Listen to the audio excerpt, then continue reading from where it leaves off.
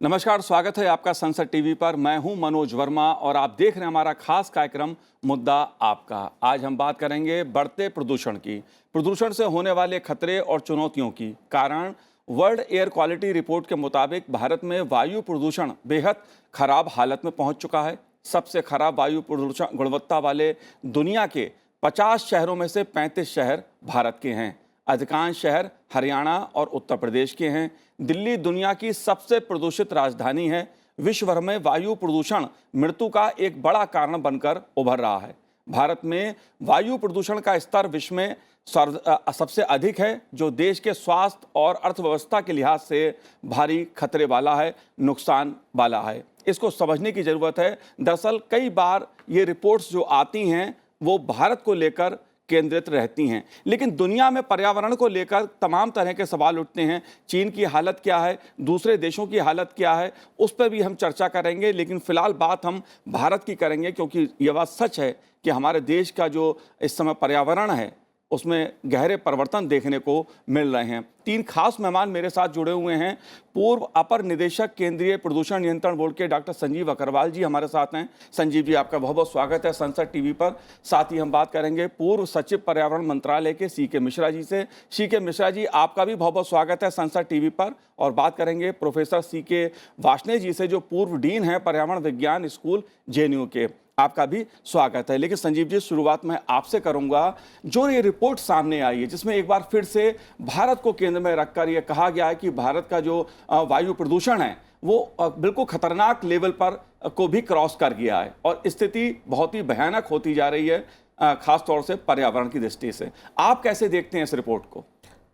जी, मैं एक्चुअली मैं I have gone through this report. मैंने जब इस रिपोर्ट को देखा जी, तो थोड़ा सा मुझे ऐसा लगा कि WHO ने जो ये रिपोर्ट निकाली है इसमें भारत के मतलब सिटीज़ का मेंशन किया है, बट इन्होंने साथ साथ दूसरे देशों में, जैसे चीन का भी एक पॉइंट आया था कि चीन में कि वहाँ पे जो है उसका 22वां नंबर है रैंकिंग में और भारत में दिल्ली का पहला नंबर है।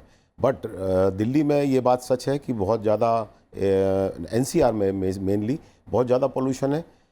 इसमें जो कारण है उसके बढ़ते हुए प्रदूषण के जो कारण है उसमें हमने एक 2014 करीब में 42 एक्शन पॉइंट को लिया था, जिसमें हमने वेस्ट मैनेजमेंट पे हमने उसमें इंडस्ट्रियल पोल्यूशन कंट्रोल किया था, वेस्ट मैनेजमेंट पे कंट्रोल किया था, व्हीकुलर पोल्यूशन के ऊपर हमने निर्देश दिए थे स्टेट्स को और डिफरेंट स्टेट्स को और डिफरेंट एजेंसीज़ को। क्रॉप रेसिड्यू बर्निंग पे भी हमने काम किया, उसमें भी निर्देश दिए थे कि आपको कहाँ कहाँ किस किस क्षेत्र में पोल्यूशन को रोकना है। इसके बाद हमने मॉनिटरिंग स्टेशंस का बढ़ावा किया, उसको भी बढ़ाया। ये सब करने के बावजूद भी जो रिज़ल्ट हमें दिख रहा है अभी, उससे ऐसा लग रहा है कि इसमें हम बहुत ज़्यादा मतलब इसको हम ठीक से वो नहीं कर पाए हैं, कंट्रोल नहीं कर पा रहे हैं और दिल्ली का पोल्यूशन बढ़ता चला जा रहा है। इवन साथ साथ जो NCR का प्रदूषण है वो भी बढ़ता चला जा रहा है। जी, बिल्कुल। सीके मिश्रा जी, जो ये रिपोर्ट है, खास तौर से अगर मैं WHO की बात करूं तो दुनिया में जो स्थिति है वो सबके सामने है। खास तौर से दुनिया की अगर दूसरे देशों की हम बात करें, चीन की बात करें, तो वहाँ भी प्रदूषण का जो स्तर है वो बेहद खतरनाक है, लेकिन चर्चा भारत की अधिक होती है। आप कैसे देखते हैं इस रिपोर्ट को? देखिए, 2-3 बिंदुओं की ओर मैं ध्यान आकृष्ट करना चाहूँगा। जी, पहला तो ये कि भारत में किसी एक देश विशेष का रिपोर्ट आए तब हमको जानकारी मिले या जी, WHO बताए तब हमको जानकारी मिले, ऐसी बात नहीं है। जो वायु प्रदूषण की स्थिति है उससे हम वाकिफ हैं। जी, आश्चर्य इस बात का है कि हम वायु प्रदूषण की स्थिति से वाकिफ हैं, हम किस कारण से वायु प्रदूषण हो रहा है उससे वाकिफ हैं और हम भली बात ही जानते हैं कि इसके उपाय क्या है। प्रश्न ये नहीं है कि हमारे कितने शहर उस सूची में हैं। जी, प्रश्न ये है कि हम अपने आप से ये प्रश्न पूछें कि आखिर क्यों उनमें लगातार सुधार नहीं हो रहा है। 2021 की बात कही गई है रिपोर्ट में कि 2021 में 14% बढ़ा। आखिर क्यों हुआ? इस बात पे विचार करना चाहिए। आपने चीन की बात की। जी।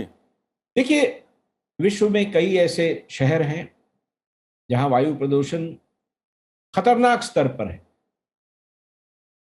हम उसकी चिंता इसलिए नहीं करते हैं कि पहले घर की तो बात कर लें। जी। और आपको मैं बताऊं, चीन में जब बीजिंग में एयर क्वालिटी की कंडीशन बहुत खराब थी, तो एक रिकॉर्ड टाइम में चाइना ने उसको ठीक किया था। तो जहां तक अच्छी बातों का प्रश्न है जो विश्व भर में हो रहे हैं, उसको इकट्ठा करके भारत को एक नई मिसाल कायम करनी होगी। दिल्ली सर्वाधिक प्रदूषित है, यह सर्वविदित है। जी। परंतु आखिर उन कारणों में हम क्यों नहीं जा पा रहे हैं कि जिससे ये प्रदूषण हो रहा है उसको रोकने में। अभी अग्रवाल जी कह रहे थे कि हमने 42 सूत्री कार्य किया। एक मैं सीपीसीबी एक एनफोर्सिंग एजेंसी है। ये जानना जरूरी है और ये समझना जरूरी है कि एनफोर्समेंट एजेंसी के सामने वो क्या समस्याएं हैं जिससे वो नियमों को ठीक से इंप्लीमेंट नहीं कर पा रहे हैं। और मेरा ऐसा मानना है कि जो नियम, जो रूल्स इंडिया में बनाए गए हैं, जी। वो वर्ल्ड के सबसे स्ट्रिक्ट रूल्स हैं। अगर उनका अनुपालन होगा तो सुधार भी होगा। जी। देखिए, इस स्थिति में हम निरंतर नहीं रह सकते हैं और हमें इससे उबार पाना ही होगा। जी। बिल्कुल सीके मिश्रा जी, आपने बिल्कुल व्यवहारिक बात कही है, क्योंकि इसमें कोई नई बात नहीं है कि दिल्ली में बहुत ज़्यादा प्रदूषण है, देश के तमाम शहरों में प्रदूषण है, ये सबको बात मालूम है। और डब्ल्यूएचओ की जो रिपोर्ट है वो भी कोई रिपोर्ट ऐसी नहीं है जो पहली बार कोई सामने आई है। लेकिन सवाल यही है जो आपने उठाया है कि आखिर प्रदूषण है, उस पर नियंत्रण क्यों नहीं पाया जा रहा है। लेकिन लेकिन लेकिन वार्ष्णेय जी, मैं आपसे ये समझना चाहता हूं कि डब्ल्यूएचओ के जो मानक हैं उसके अनुसार भारत का कोई भी शहर उस स्तर के आसपास भी नहीं है, हालत बिल्कुल उससे ज्यादा बदतर है। बिल्कुल। बिकॉज क्योंकि ये जो PM 2.5 बेसिस है इस रिपोर्ट की, इसमें और पोल्यूटेंट का नाम नहीं है, सिर्फ PM 2.5 के आधार लिया गया है और उसके आधार पर, और वही सबसे बड़ा दिक्कत का सवाल है। और ये हमें समझना होगा कि अब ये निरंतर दिल्ली में साल दर साल जो प्रदूषण की मात्रा बढ़ रही है, number of days where the pollution levels are high, crossing from bad to worse, ये ऐसा क्यों है और क्यों नहीं हो पा रहा है। देखिए, पहली बात तो यह है कि पोल्यूशन जो है, प्रदूषण एक बहुत डायनेमिक सिस्टम से वर्क करता है। The air system is very very dynamic, और उस डायनेमिसिटी को हमें समझना होगा। सीजनली चेंज करता है और लोकेशन स्पेसिफिक है। अब भिवंडी में भी सबसे ज्यादा अधिक पोल्यूशन है जी। और अगर आप देखें तो पहले साउथ इंडिया में और महाराष्ट्र वगैरह में इतना प्रदूषण नहीं होता था, वहां पे भी प्रदूषण की मात्रा बढ़ रही है। तो ये चारों तरफ बढ़ रहा है, नॉर्थ ईस्ट में भी प्रदूषण बढ़ रहा है। तो इन सबको देखते हुए हमें समझना होगा कि आखिर वो क्या कारण है। प्रदूषण कंट्रोल बोर्ड का, जैसे आपने बताया, सेंट्रल पोल्यूशन कंट्रोल बोर्ड, तो वो एक सीमित दायरा से बात करते हैं कि इंडस्ट्री क्या कर रही है। प्रदूषण इंडस्ट्री करती है, लेकिन उसके अलावा और भी फैक्टर हैं जो प्रदूषण क्रिएट करते हैं, तो उनको भी हमें समझना होगा। और मुझे कहना होगा कि कई सारी हमारी रिपोर्टें आई जिसमें हमने ये पता करने की कोशिश की कि आखिर वो कौन कौन से एरियाज हैं जो प्रदूषण को कंट्रीब्यूट करते हैं। और कई दफे करीब करीब मैं समझता हूँ 1.5 दर्जन रिपोर्ट आई हैं। अब वो रिपोर्ट अलग अलग समय पे आती हैं, अलग अलग तरीके से आती हैं, लेकिन मुद्दा उसमें सिर्फ ये है कि ये जो पार्टिकुलेट पोल्यूटेंट है PM 2.5 एंड PM 10, इसकी जो अधिकांश मात्रा है वो हमारे स्वास्थ्य को भी खराब करती है और हमारे ऊपर भी उसका बुरा असर पड़ता है। हमारी आर्थिक स्थिति भी उससे खराब होती है, टूरिज्म के ऊपर असर पड़ता है, एयर फ्लाइट्स के ऊपर असर पड़ता है, एक्सीडेंट्स होते हैं, काम के अंदर डिले होती है। तो इन सब को देखते हुए हमें समझना चाहिए कि इसके ऊपर पूरी तरीके से अब हमको एक ऐसा प्रोग्राम बनाना है जिसके अंदर खर्चा भी होगा, रिसर्च को और हम तेज करें, क्योंकि इंडस्ट्री के अलावा भी बहुत सारे फैक्टर्स हैं जो पोल्यूशन क्रिएट करते हैं। अब जैसे मैं आपको उदाहरण के तौर पे एक बात कहता हूं, mining is one such area, construction is another such area. तो कंस्ट्रक्शन तो आ जाता है प्रदूषण कंट्रोल ग्रुप में, लेकिन उसके साथ साथ जो माइनिंग है और जी। डिफॉरेस्टेशन है, और उसके बाद में जो वेजिटेशन के ऊपर कमी आ रही है because of the global warming, the ground vegetation is dying and burning.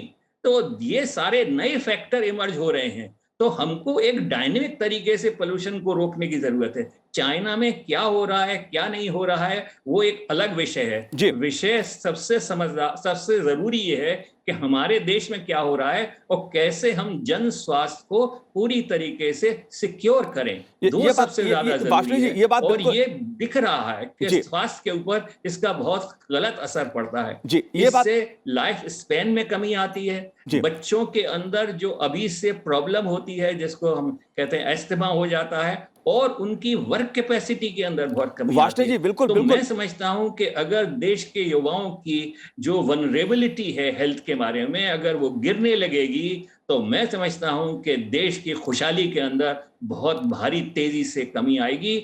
और जो हम जी। मल्टी मैंने आई शुड से जो जी ग्रोथ बिल्कुल की बिल्कुल उम्मीद करते हैं बिल्कुल। इकोनॉमी अगर की, मैं आपको एक उसके आंकड़ा बताऊं वाष्णी जी, मैं एक आंकड़ा आप जी। लोगों को बताऊं, करीब 70 जी। लाख लोगों की मौत हो जाती है संजीव जी, एक रिपोर्ट के अनुसार वायु प्रदूषण के कारण और दूसरे जो तत्व उसमें जुड़ते हैं उसके कारण जीवन को इतना बड़ा खतरा पैदा हो रहा है। चीन की बात भी हमने इसलिए उठाई क्योंकि दुनिया के लिए एक समस्या है वायु प्रदूषण। जिस प्रकार से जलवायु परिवर्तन हो रहा है उसने पूरी दुनिया को प्रभावित किया है। लेकिन जो बात मिश्रा जी ने कही कि तमाम तरह के कदम उठाने के बावजूद सरकार का ऐसा नहीं है सरकार नहीं कदम बनाती है, सरकार नियम भी बनाती है, लेकिन ये जिम्मेदारी सबकी है।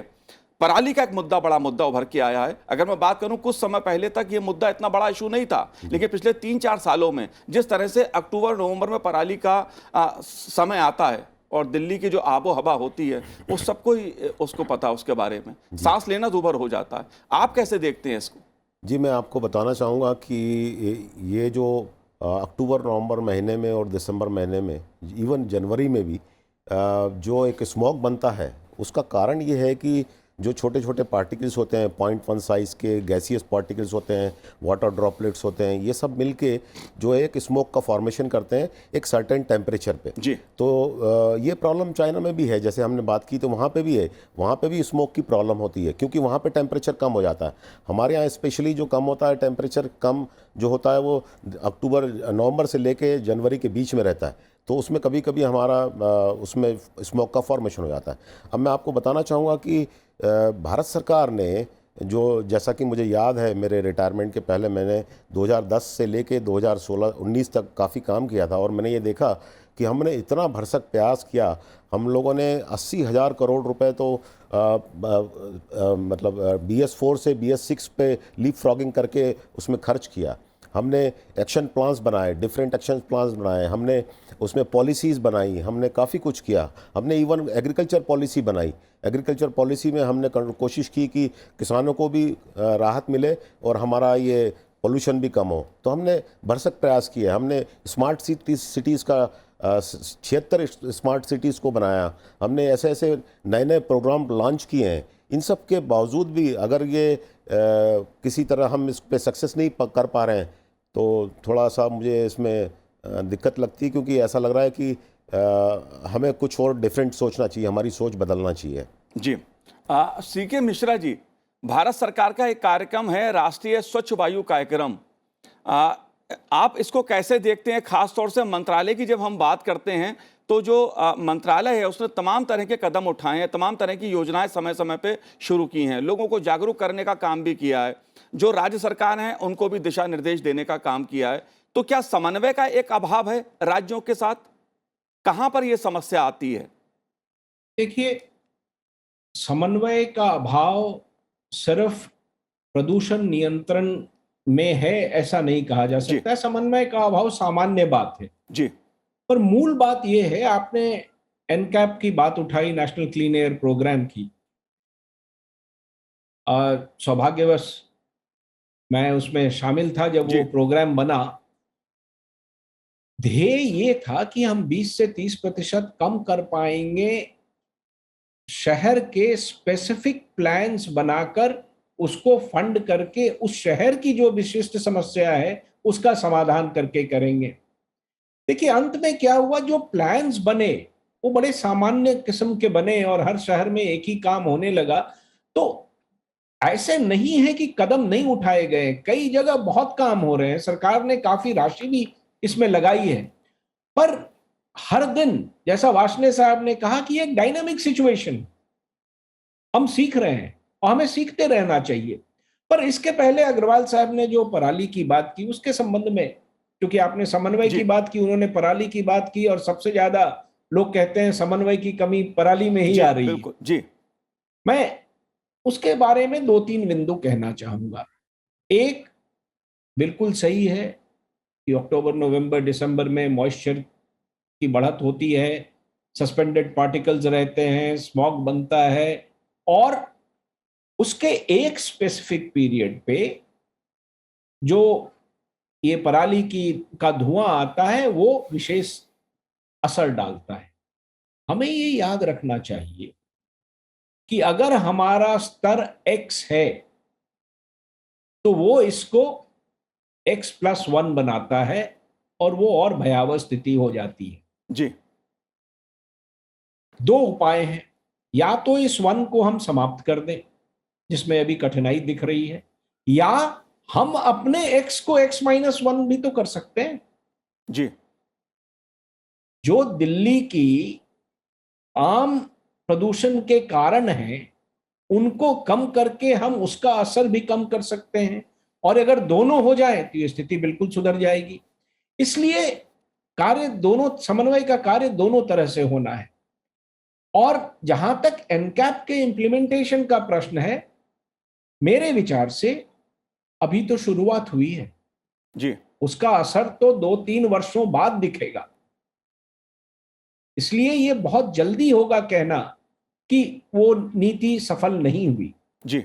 और सही कहा आपने, सरकार निरंतर कार्य कर रही है, जी। परंतु हमें कोई ना कोई ऐसा हल ढूंढना पड़ेगा जिसमें समय कम लगे और इफेक्टिवनेस ज्यादा। जी बिल्कुल बिल्कुल मिश्रा मेरे जी। पास कोई मैजिक वॉन्ड नहीं है, इसलिए मैं उसके संबंध में नहीं बोल रहा हूं, जी। बट मेरा अपना मानना है कि छोटे छोटे कार्यों से हमें सफलता मिल सकती है। जी बिल्कुल, पर्यावरण मंत्रालय ने जिस तरह से काम किया है, तमाम तरह की योजनाएं बनाई हैं, लोगों को जागरूक करने के लिए भी, राज्यों को समय समय पर दिशा निर्देश भी दिए हैं, लेकिन अगर उसके बाद कहीं कोई कमी दिखाई दे रही है तो उसके लिए जाहिर तौर पे सभी लोग जिम्मेदार हैं। मैं उस तरफ ही इशारा कर रहा हूँ। राज्यों की भूमिका भी बहुत महत्वपूर्ण है और आम जनता की भी भूमिका बहुत महत्वपूर्ण है।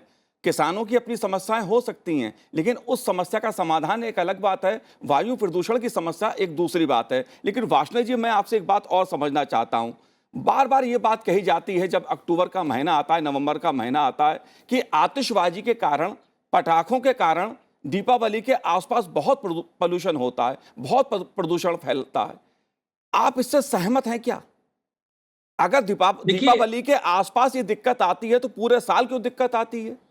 क्या इस तरह की बहस से हम क्या वायु प्रदूषण पे नियंत्रण पा सकते हैं? देखिए, आपने ये बहुत अच्छा प्रश्न रखा है। पहली बात तो हमें ये समझनी चाहिए कि ये जो आतिशबाजी है, ये एक शॉर्ट टर्म एक्टिविटी है, जी। और इससे ये कहना कि पूरे साल इसका असर रहेगा, ये मेरे ख्याल से न्यायोचित नहीं है। इसी तरीके से पराली का जलाना जो होता है और उसका जो टाइमिंग होता है, वो ऐसा होता है कि उस वक्त एक वेरी सिग्निफिकेंट वेदर इवेंट होता है जिसको हम कहते हैं इन्वर्जन। जब खेत में पानी दिया जाता है और खूब इरिगेशन किया जाता है तो मॉइस्चर बढ़ेगा। जी। और अगर पानी बिजली फ्री होगी और किसान फ्रीली उसको इरिगेट करेगा, और अक्सर वो ओवर इरिगेट करते हैं, तो ऑब्वियसली इसमें मॉइस्चर बढ़ेगा। तो देखिए, ये एक बहुत कई सारे फैक्टर हैं जो इस सिचुएशन को क्रिएट करते हैं और एक्सेंचुएट करते हैं। तो हमें इनके ऊपर छोटी छोटी चीजों को लेकर के देखना पड़ेगा कि आखिर नॉर्मल तरीके से कितना मॉइस्चर इंक्रीज होता है और इन्वर्जन से कितना फर्क पड़ता है। और जहां तक पराली का सवाल है, ये भी एक बहुत सीजनल एक्टिविटी है, लिमिटेड टू अबाउट 1 मंथ और 6 वीक्स। जी। तो इसको रिलेट करना पूरे साल, मैं समझता हूं ये भी न्यायोचित नहीं है, पहली बात। दूसरी बात यह है कि it is entire North India event where pollution is increasing. In Patna it is increasing, and other places it is also increasing. Of course, in Calcutta it is slightly better, but all over it is there. So मेरे ख्याल से इसके बारे में हमें city specific होना चाहिए। और दूसरी एक और बात हमें समझनी चाहिए, कोई सिटी इंडिपेंडेंट नहीं है, because air is a giant system जी जो एक तरफ से दूसरी तरफ की हवा को बहुत तेजी से प्रभावित करता है। तो जो बाहर से पोल्यूशन आता है, हम प्रदूषण जो क्रिएट करते हैं और जो प्रदूषण आगे जाता है, तो इस सब के अंदर हमको एयर शेड का प्रिंसिपल इस्तेमाल करना चाहिए। और जहां तक के इसके इम्प्लीमेंटेशन का सवाल है, नेचुरली सिस्टम थोड़ा सा लेट रिस्पॉन्सिव है। उसका कारण यह है कि मल्टीपल एजेंसीज इसके अंदर लगी हुई हैं इसको रोकने के लिए, और उनके अंदर जैसा मिश्रा जी ने बताया, समन्वय की कमी यहाँ पे भी है और जगह भी है। लेकिन यहाँ पे we are in air pollution emergency. आप जरा समझने की कोशिश जी। कीजिए, हमारी सारी यूथ को हम प्री डिस्पोज कर रहे हैं towards the diseases and disease loads. तो ऐसी स्थिति में ये एक बहुत बड़ी समस्या है, और जो नेशन वाइड होने वाली है, इससे हमारे टेक्नोलॉजी डेवलपमेंट में असर आएगा, लोगों के पढ़ने की जो क्षमता है उसके अंदर असर आएगा।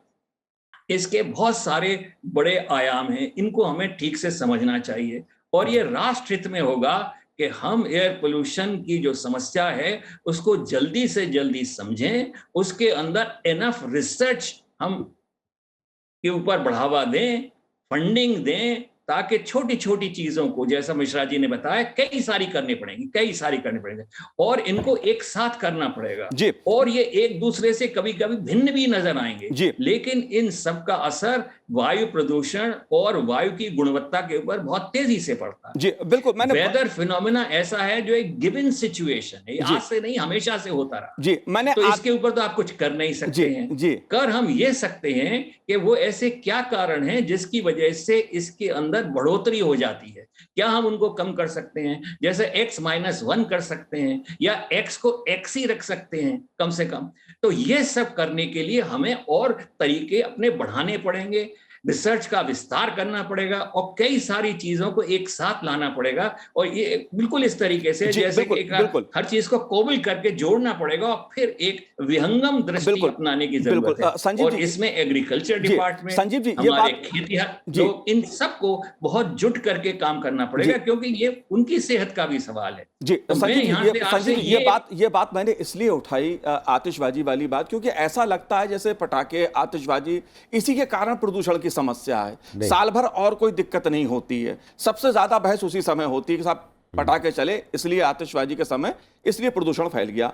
एक बात और होती है कि दक्षिण भारत में हमें जो वायु प्रदूषण है वो कम देखने को मिलता है, उत्तर भारत में ये समस्या अधिक है। क्या ऐसा है? ऐसा है तो क्यों है? ऐसा है, मैं आपको बता दूं, इसमें दो विचार अपने में रखना चाहता हूं। एक तो जो अभी वार्ष्णेय साहब ने और हमारे मिश्रा सर ने जो अभी बताई बात, इसमें बेसिकली हमें रिसर्च के ऊपर सोचना चाहिए कि जो फॉर्मेशन ऑफ सेकेंडरी एरोसोल होता है, एक जो हमें दिखता नहीं है, तो इसमें क्या होता है कि जो गैसियस पोल्यूशन होता है और पार्टिकुलेट पोल्यूशन होता है, ये मिलके एक सेकेंडरी एरोसोल बनाता है, जिसको जो कि हमारे लोअर एटमॉस्फेयर में उसकी मात्रा को बढ़ा देता है।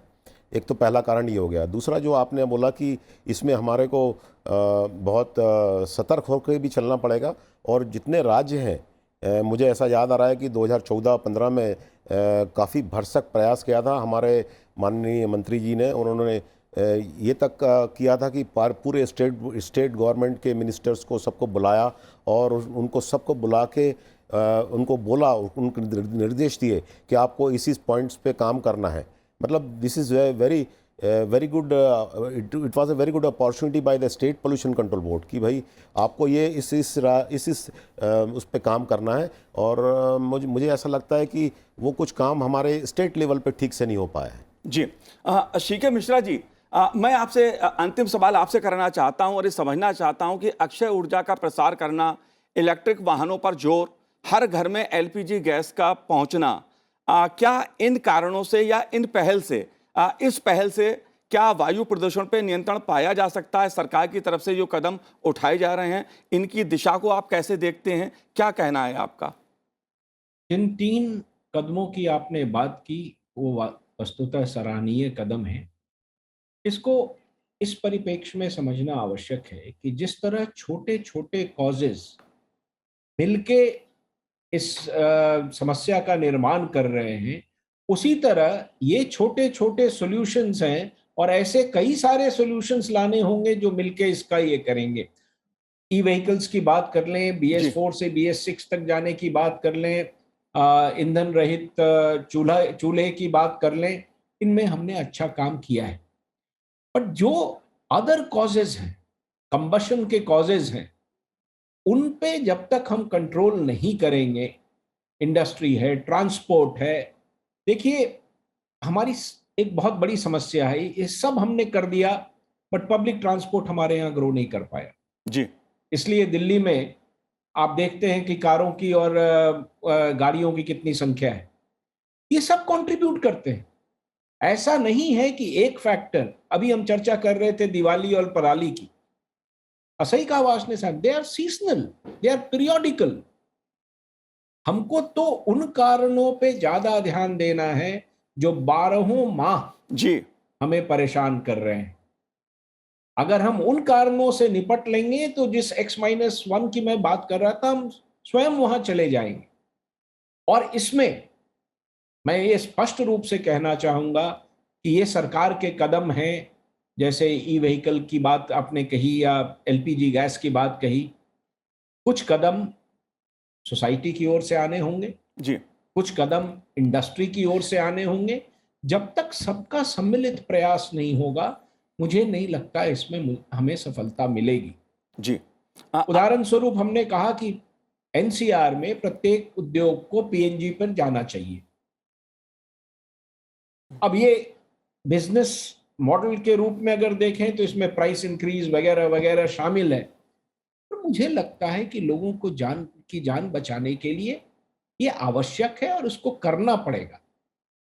और मेरा अपना मत है कि सरकार को दृढ़ता से इसको कराना भी चाहिए। जी, बिल्कुल, बिल्कुल सीके मिश्रा कितने जी। वर्ष हम इसी चर्चा में लगे रहेंगे कि दिल्ली प्रदूषित है? जी, बिल्कुल, बिल्कुल सीके मिश्रा जी, आपने बिल्कुल सही बात कही कि जब हम वायु प्रदूषण की बात करते हैं, दरअसल वो सबकी ज़िम्मेदारी है। सरकार अपनी तरफ से कदम उठाती है, दिशा निर्देश देती है, राज्य भी उसका पालन करते हैं, राज्य भी अपनी तरफ से तमाम कदम उठाते हैं, लेकिन जनता की भागीदारी या जो भी इससे जुड़े हुए क्षेत्र हैं, उन सभी की भागीदारी इसमें जब तक नहीं होगी, तब तक वायु प्रदूषण इसी प्रकार एक समस्या बना रहेगा। लेकिन वायु प्रदूषण केवल भारत की समस्या नहीं, पूरी दुनिया की समस्या आज बन चुका है और ये रिपोर्ट उसी तरफ इशारा करती है। आप तीनों ने संसद टीवी से बात की, आप तीनों का बहुत बहुत शुक्रिया, बहुत बहुत धन्यवाद। तो आज हमारे इस कार्यक्रम में इतना ही, मुझे दीजिए आज्ञा, नमस्कार।